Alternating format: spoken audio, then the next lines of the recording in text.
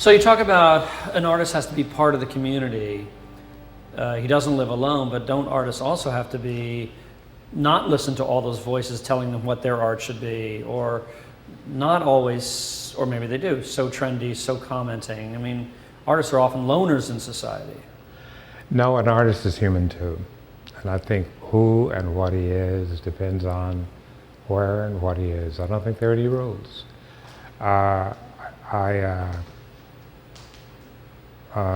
No, I don't. I think this is an artist doesn't even have to be what you call creative, because that's a trap.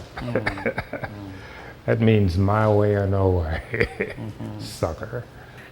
So I'm interested in picking up on your phrase that we live in a culture, I think this is what you said, where everybody's important.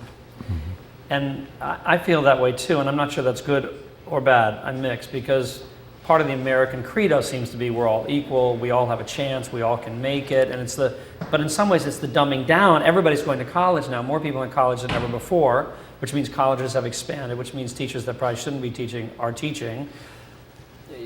Is that a good thing? Should it just be an elite group of artists that rise to the top like there have been in the past? Or is everybody an artist? Does everybody have the right to be an artist? Only if they go to good colleges. Only if they have good teachers. And only if they have good chances to work things out. But I think that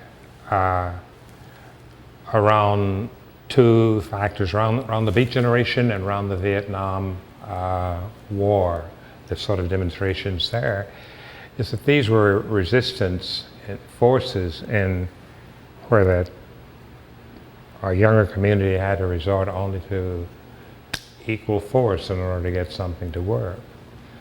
And still yet is that we don't appreciate those ideas that came out of that. So we have to deal with these stratas of ideas, you know, the subordinate ideas that are coming into being and these ideas that we want to keep into existence.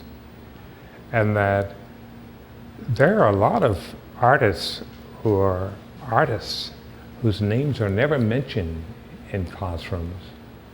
I mean, we're still teaching Michelangelo when we should be teaching Donald Judd. I mean, we aren't contemporary at all.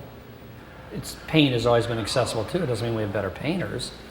I mean, I don't think, I'm just fascinated with this argument because I hear it so much that anybody could do, a third grader could do it. So I look at Pollock and I look at your brilliant work and I mean, are artists going to be the only people that understand modern art because they understand the history and the process and they're educated? Is modern art always going to be foreign to people who don't understand that process? Is that what we're really, until it's sort of mainstream? Well, modern art won't really be contemporary art, let's say, won't be appreciated for the art. It'll be appreciated for the process. That this is a way out of the Garden of Eden, or this is a way to do something, or this is this. Well, you appreciate that, but I'm not sure the common man does. Well, I do, but I think that the common man, in the sense, is doing a lot better than I am, because they appreciate what I do. You know, this is, you may say there's some mean suckers, and the museums help them too when they do folk art and something, or quilts and something. I mean, sure, you're depreciating the artist for the sense of what humanity aspires to be, while you can leave these people alone to make money, so that it's a decoy. You strike me as one of the first artists to take the canvas off the stretcher and to let it drape, let it hang, and then to actually interact with structural elements, like you put it over sawhorses, I remember, and things like that. It all of a sudden became 3D, and so we have this clover, at least the canvas looks like a clover, but you don't mean it to be hung like a clover, do you? You mean it to be hung how? Can you show us? It'll go, it has a point, And it's hung mostly like each point is formed according to gravity as you go around it. So it's putting sort of the mechanism of a clock into a flat piece. Some of these pieces made originally were restructured just the way that they were painted. If they were painted on the floor, then they were folded in a sense so that there would be a movement within them. And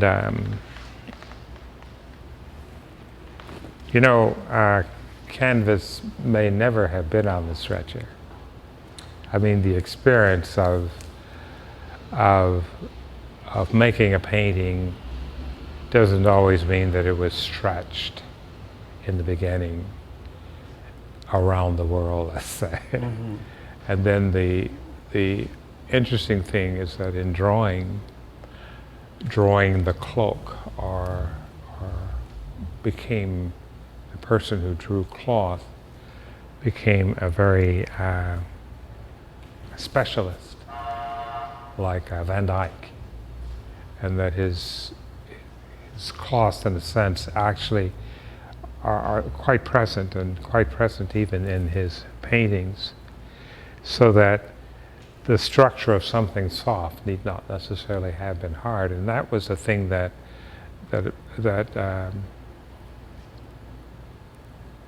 was spoken of in terms of color. They said that if a painting could be made of color, it didn't necessarily need all the structuring that you did when you were doing other kinds of painting. Turner was the first in terms of his marks in watercolors to discern that, or George O'Keeffe, of various things. So there was just a quick way to paint with theory, but not necessarily with the stretcher.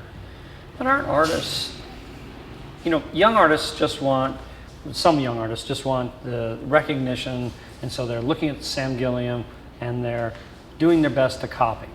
Now, I understand copying, you learn from your masters, but aren't they sometimes skipping the technique, the knowledge to be able to get the basics down right before they start breaking the rules? So you if there are rules, which there probably are, but you break the rules, don't you? You trained, you learned how to draw like a camera, you learned the anatomy, I assume, and then at John, some point, nobody draws like a camera. Okay. That's the, nobody draws like a camera. Well, give me a better phrase. Draw like an artist. That's good. So, can you explain to me the craft of the blank canvas? When you come in to start a new project and there's that blank canvas or that blank wall, what happens? Just take me through the process. How do you create? How do you think? Well, first of all, is that when things were dismal in college, I got a job from my professor who was having a show in New York, and he had these beautiful large stretchers. And every day is that when I wasn't painting myself, I'd stretch these huge canvases and things like this. I also knew that he worked on paper, rice paper, and that his whole orientation was toward Japanese art. And it was fantastic to see even a sculptor map out his sculpture, lay it out like David Smith on the floor.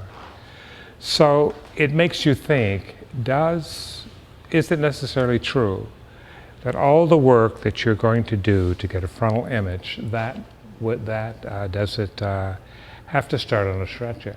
Mm. And I asked an artist, Tom Downing, about that. And he said, well, that's the way that Lewis worked. And he also said, it also lets you know that if you plan things before that way, you only have to stretch those things that are good. Mm-hmm. But you had the burning desire, I don't know where that comes from, to find out, to discover, to ask questions. I used to teach sixth grade. Yeah. Maybe everybody should. I used to teach the sixth grade, and it actually is that science lessons were to build cities or do things or make Gulliver or do things, I mean, the idea that kids participated in a positive. Well, I'm interested in the relationship of planning versus spontaneity. So, did you discover this technique or the draping technique of all your materials by spontaneity, or did you sort of think that was an interesting idea and you'd started to experiment with that, and then you discovered new things through spontaneous process also? No, there was perhaps the greatest teachers were present in the artists around. Howard Merring, Marsh Lewis, Kenneth Nolan. They were doing these things, not necessarily this way, but Lewis had died, and these marvelous large canvases that looked like tie-dye. So I asked someone, how did he do that? I mean, what was his process?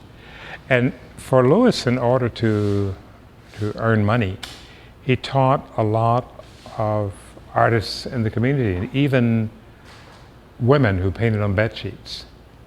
And one night, Tom and I went to see such a painting. She didn't know what she had or what she was doing.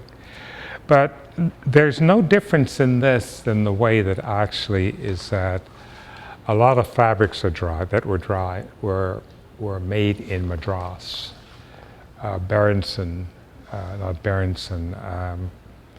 One of the photographers has a beautiful photograph of cloth anchored, probably hanging and just blowing in the wind, cloth that the way that they made saris.